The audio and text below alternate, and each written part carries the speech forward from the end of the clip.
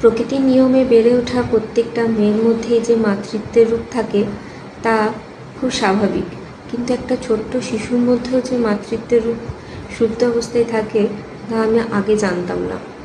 জানতে পারলাম আজকে, যখন আমার 7 বছরের মেয়ে মায়ের দেখা স্বপ্নের অনুভূতির বহিঃপ্রকাশ হিসাবে মাকে জড়িয়ে আঁকড়ে ধরে রাখে আর বারবার বলতে থাকে, কিচ্ছু হয়নি মা। পাশে শুয়ে থাকা বাবা যখন তার মায়ের ঘুম ভাঙিয়ে দিতে চায়, তখন সে বাবাকে বলে ছেড়ে দাও, আর নিজের কাছে টেনে নিয়ে বলতে থাকে, কিচ্ছু হয়নি মা তোমার, এই তো আমি। মানে সে যে কী এক অদ্ভুত অনুভূতি তা ভাষায় প্রকাশ করার মতো নয়।